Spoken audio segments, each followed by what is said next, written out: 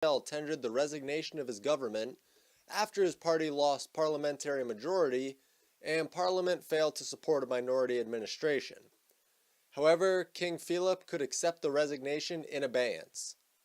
All that means is that the king could choose to accept the resignation but hold the prime minister's government in suspension until there's either a new coalition brokered or elections are held. So, while Belgium could operate with no government, as they did starting back in 2010 and continuing on for 589 days, it's still undecided exactly what they're going to do at this time. But it's worth noting that the last time Belgium had no government, they recorded their highest economic growth in a decade. However, the last time that Belgium operated with no government, it was because of inconclusive elections. This time, the real divide is over the UN Global Migration Compact. Back in mid-November, Belgium approved the UN Compact on Migration. Immediately, members of the Belgian government began resigning, but the final nail in the coffin was when the now recently resigned Prime Minister decided to say that that's it, it's done. Belgium has approved the Migration Pact this Monday, which is, he's talking about November 12th. I made the choice to put my country on the right side of history. And just yesterday, the UN General Assembly voted 152-5 in favor of the migration plan.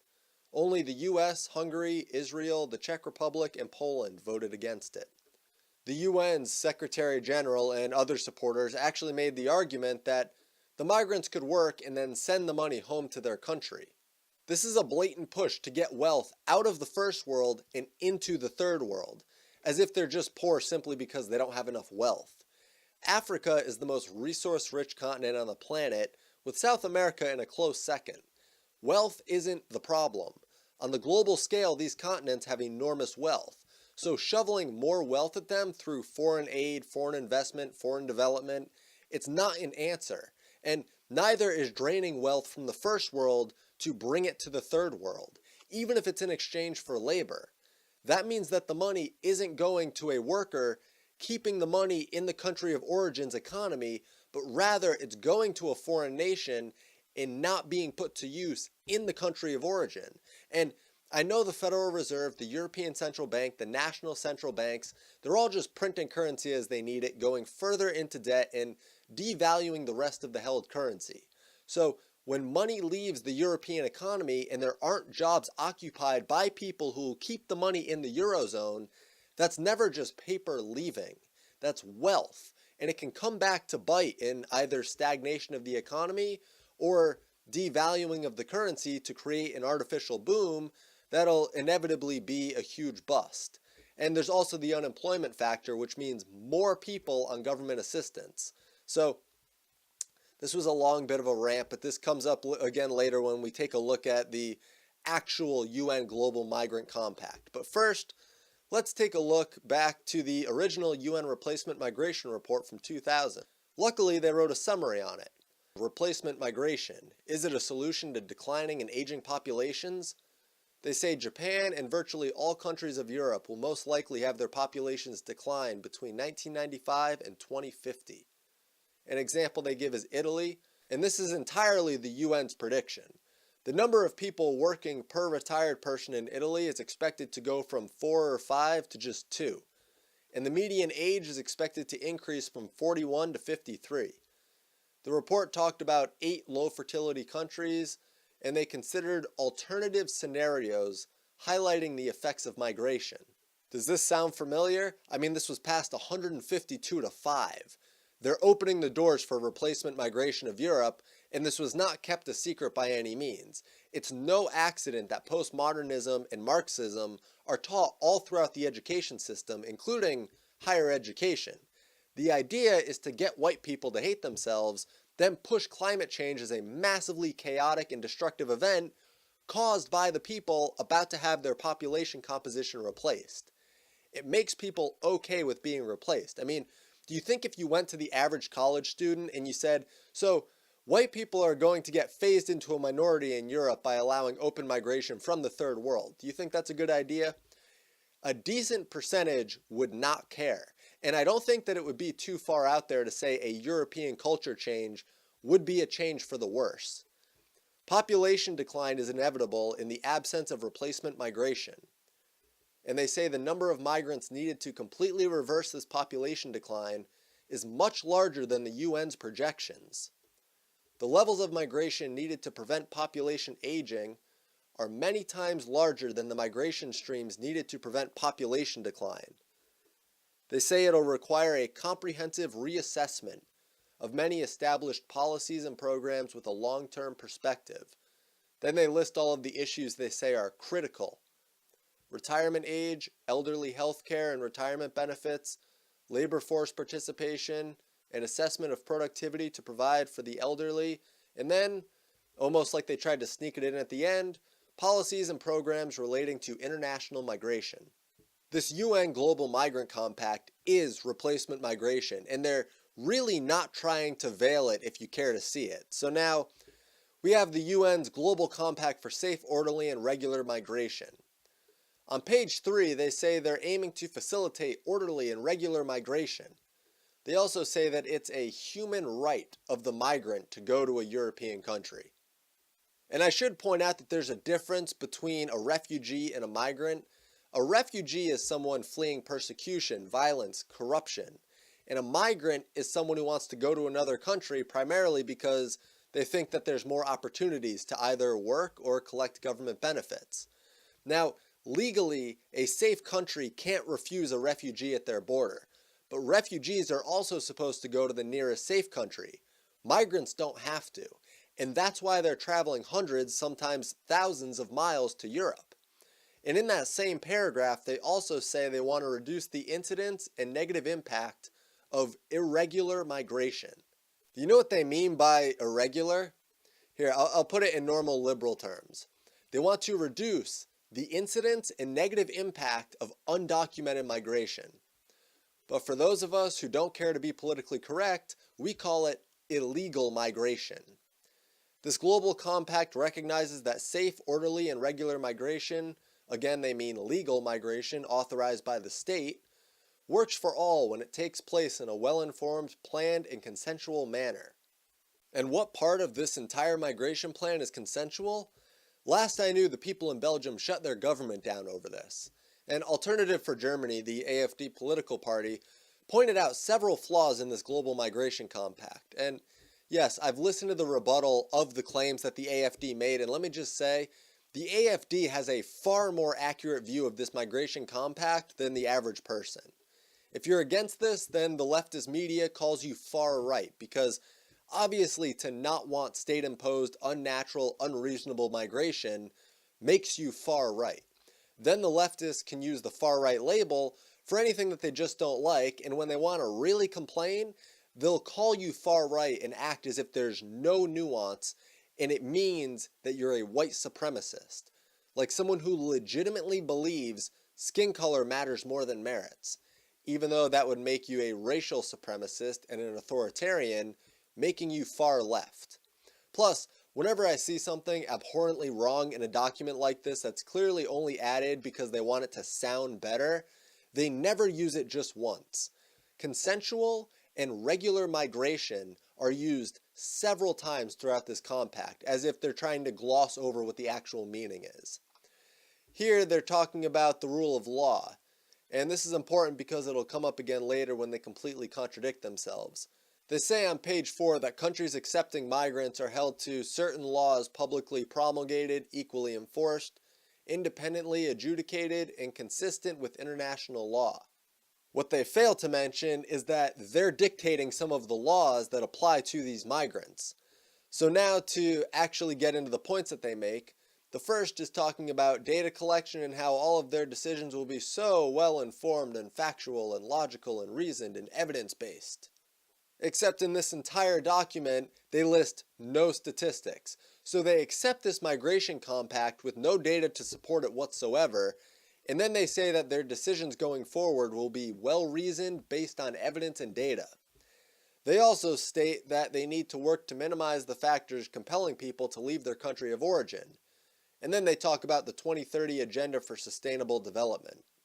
The Agenda for Sustainable Development is another way of packaging and selling climate change. But Nowhere do they mention that if they actually wanted to fix climate change, assuming that it's man-made, they'd want Europeans going to the third world, not the reverse. I've mentioned it before, but bringing third world people into the first world massively increases their carbon footprint. And they also talk about more regular migration, but it's important to note that the migration is only ever one way. There's no discussion about migration agreements or deals. It's just about flooding Europe. That's it. And that plays into the idea that it's replacement migration. They also want to ensure migrants have their paperwork. Remember in the video that I did on the yellow vests in France, I mentioned that one of the demands was for integration classes, and then I said, yeah, let's wait and see what happens when someone is accepted into France and fails the integration classes. Then what are you going to do? Are you going to send them back to their country of origin or what? And it's the same idea here. A migrant shows up on a boat with no paperwork, but they have some excuse. Will they just be denied entry? I mean, judging by the tone of this migration compact, I would say no. They want to strengthen measures to reduce statelessness. That's important. Strengthen measures to reduce statelessness.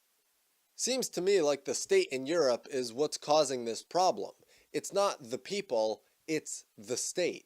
And before I go on, just in case I wasn't clear before, the objective behind this migration compact is very clearly replacement migration.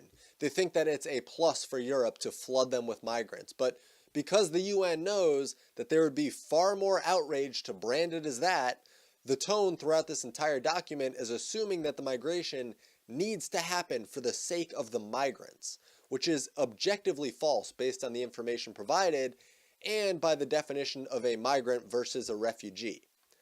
Objective 5 is talking about bringing migrants in to aid European markets by filling voids. Except that isn't how markets work. Every first world country could completely close their borders to other people and be perfectly fine. The labor market will bid up prices where an employee is needed. People will structure their educational goals based on future projections, and the labor markets will satisfy their own requirements. The problem is that for that to function properly, the state must deregulate businesses to the point where state influence is basically non-existent. However, a migration compact gives the government more control now and in the future. Migrants also receive publicly funded or affordable independent legal assistance.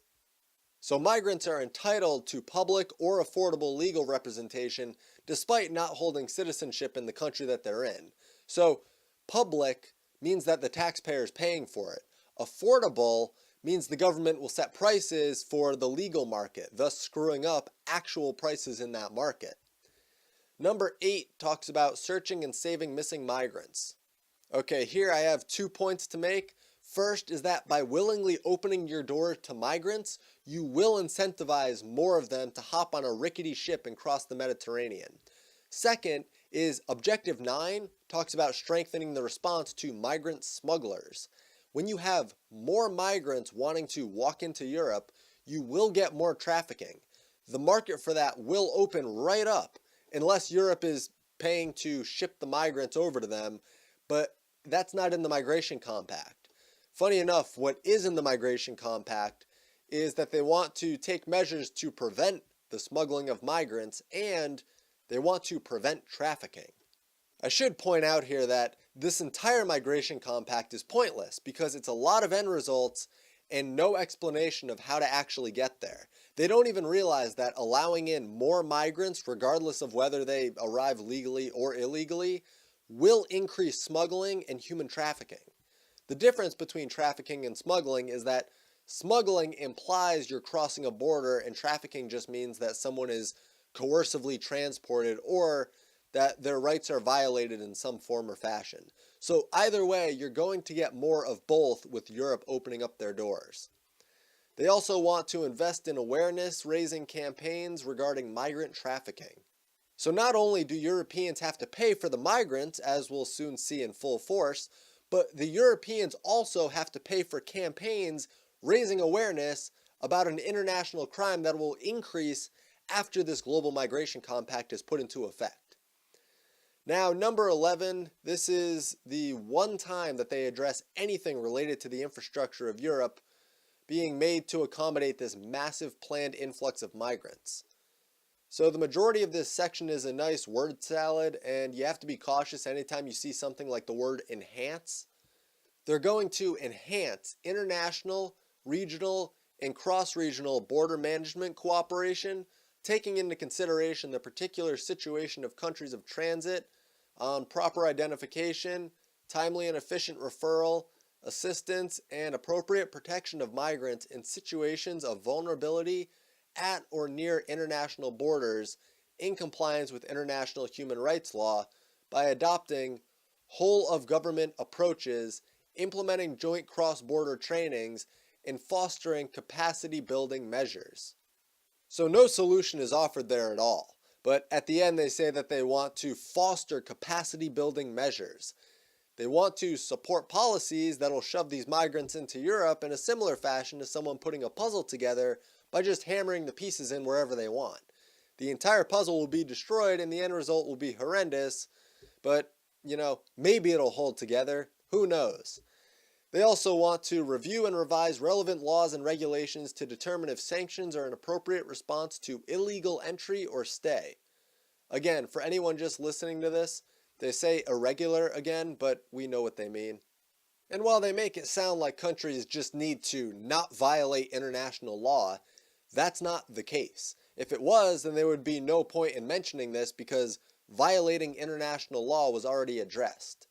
The key here is giving the UN the ability to review and revise relevant laws and regulations based on their own interpretation of what rights they want to give to these migrants. A good example is if you'll remember back to when the UN said that migrants have a right to go to Europe. And fairly soon we'll see other government benefits that the UN considers to be rights. Now, number 13 says that immigration detention should be a last resort and countries should work towards alternatives. And again, they put the interpretation of human rights up to the UN. Luckily, this is also the section where they mention that even migrants in detention have a right to food, basic health care, legal orientation and assistance, information and communication, and adequate accommodation. And because a detained migrant isn't necessarily a legally recognized migrant in a certain country, that means the taxpayers of a country will end up paying for the food, the water, the healthcare, the housing, the legal representation, and information and communication, whatever that means, for any migrant. And that's basic for just detained migrants. That's not even including the benefits the accepted migrants receive. And this is the perfect time to address number 15, provide access to basic services to migrants. Before I even start this, do you want to know what a basic service really is? Saying that they get to move to a country that wants to accept them with more opportunities if they can make it for themselves. Throw them into a free market. If they can't survive, they can go home because remember, they're migrants. They're not fleeing anything. But oh no, the UN has to give all these handouts to them. They even say that differential treatment must be based on law, proportionate, pursue a legitimate aim, and be in accordance with international human rights laws. So migrants and nationals can be treated differently so long as it's based on law and it's pursuing a legitimate aim. Now, the two big points of contention I have in this section are consecutive. They talk about incorporating migrants into the healthcare plans and providing education to migrant children and youth. So I'm going to address these two issues separately. Now, the first thing that must be accepted is that these migrants are not going to net contribute on average. They will be a net drain on the taxpayer due to low skills, no real need for their skills, provided housing, healthcare, food, and other government handouts, and the fact that crime statistically increases when migrants are forcibly imported against the will of the host country's population. Culture matters, and the skills training that some migrants will receive is also taxpayer funded or it's business funded. Either way, it's the worker getting screwed. So when they're entitled to health care, that means there will be less healthcare resources allocated to the productive members of society. So the productive nationals that have been paying into the system for their entire life are now forced to not only compete in lower skill labor markets with migrants, but they also have to pay for them through tax dollars and accept less healthcare resources than they'd otherwise receive. It's the same concept with education. If you have migrant children going to school when their parents will statistically live on government assistance and be net takers, then the rest of the society is either paying more in taxes to accommodate the increase in education resources that are needed, or the existing resources are just spread out more, meaning that the children of the net contributing parents will get less of an education. Not to mention that I'd guess an influx of people from a statistically lower IQ society will lower educational standards because, let's face it, the UN wouldn't just stand for migrants disproportionately flunking out of school. And yes, they offer many alternatives in this migration compact, such as non-formal educational programs, on-the-job and vocational training, technical education, and language training. The same concept applies to all of these, though.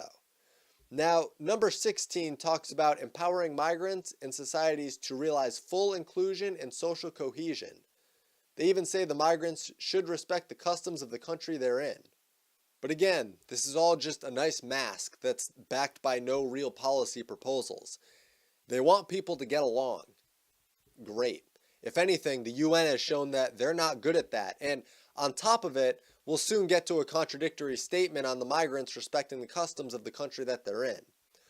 Oh, and look at that, it's actually the first point under number 16. Promote mutual respect for the cultures, traditions, and customs of communities of destination and of migrants by exchanging and implementing best practices on integration policies, programs, and activities, including on ways to promote acceptance of diversity and facilitate social cohesion and inclusion. They also mentioned appreciating and understanding migrant cultures. Okay, so you want to not eat pork on some days and you want to pray to your own God? Go for it. You want to commit female genital mutilation or enforce Sharia law? No. And there's no Westerner who should understand that as anything other than vile, hateful, and actual misogyny and violence, and ultimately destructive. So you want to take the best aspects from cultures to implement them for the best possible society. But what will the Middle East or Africa offer to Europe? At best, this will teach those affected to lose the everybody is the same mentality, and hopefully they'll start adopting a hardline approach to the UN's suicidal policies. But largely, there's nothing that'll be offered to Europe in terms of cultural improvements. And again, under point 16, they mention that they want to prevent discrimination, racism, xenophobia, and intolerance. It's xenophobic to say that no migrants from any country should ever come into your country because they're all dangerous and would only be negative to your country. It's not xenophobic to state objective facts about low IQ, inbreeding, cultural values, and the degradation already seen from migration into Europe.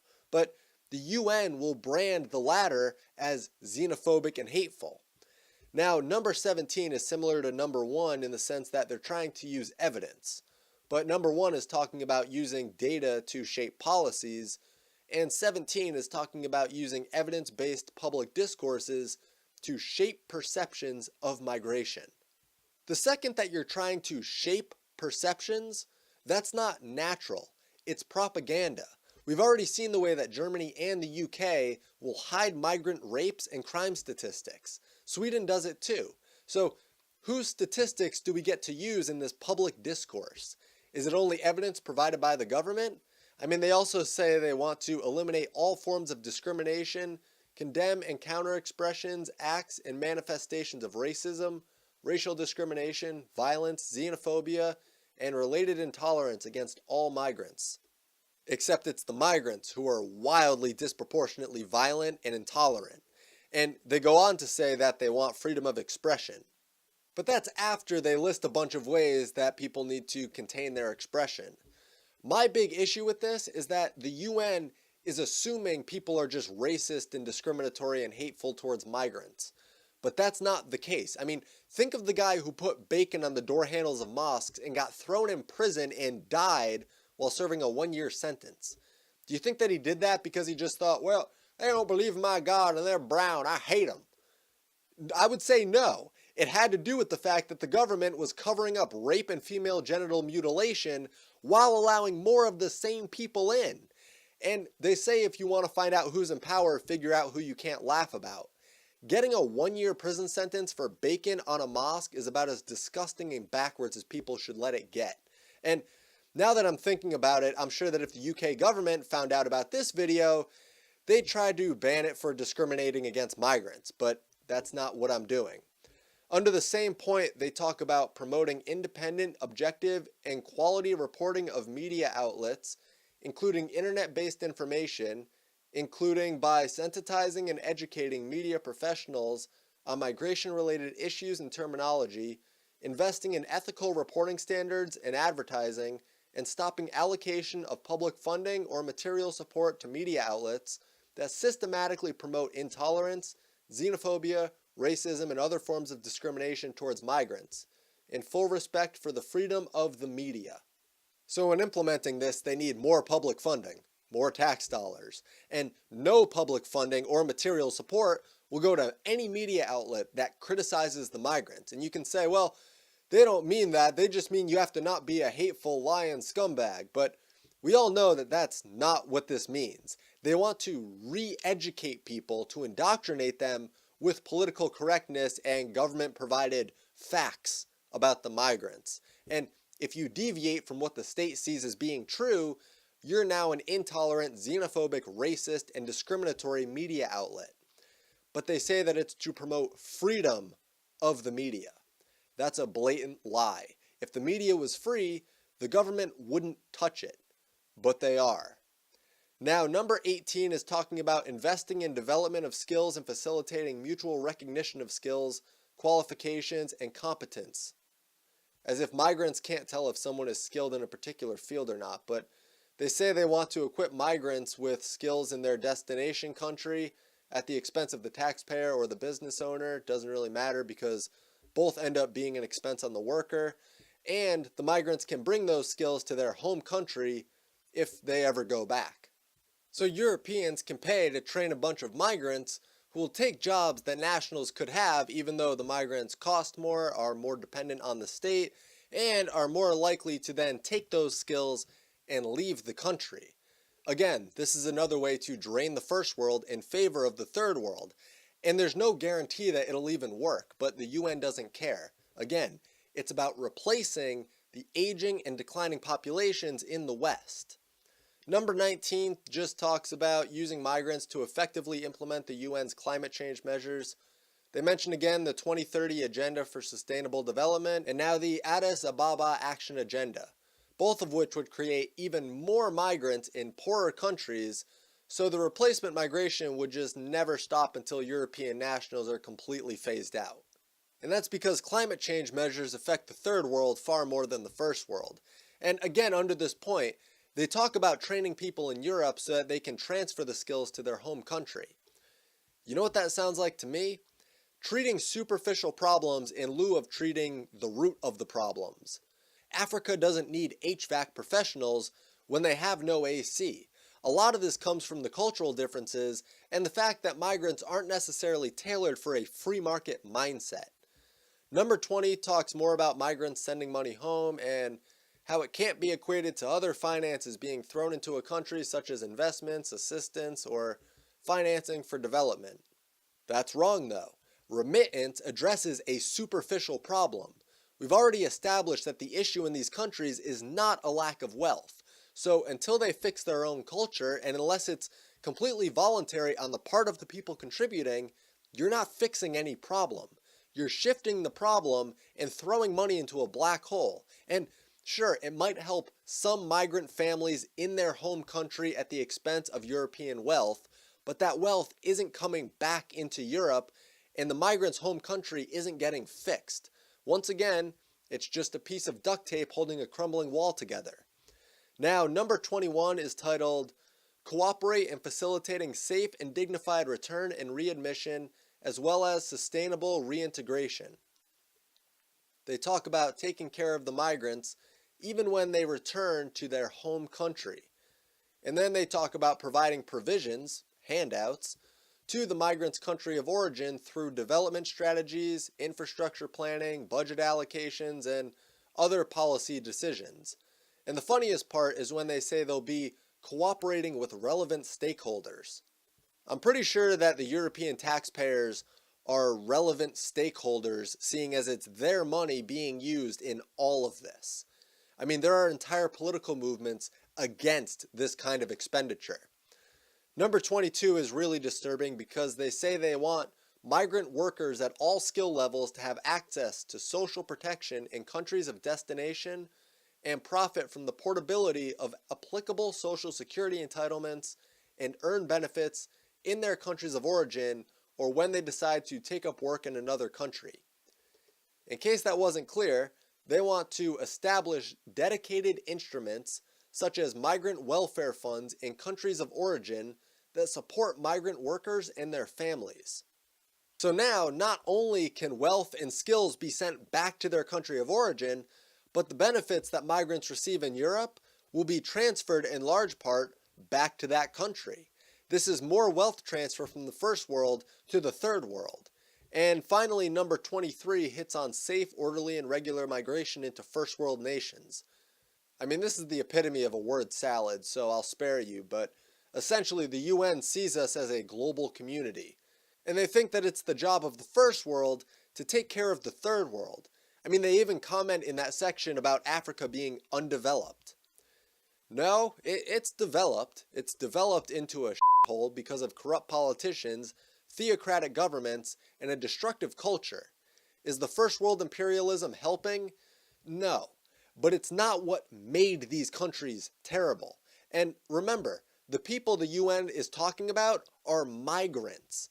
It's because if they called them refugees, then they'd have to go to the nearest safe country. But since they're migrants in need, they can flood into Europe. This is merely an extension of the UN's replacement migration policies, as I've said all throughout this video, and to see it as anything else is to see it either falsely or incompletely.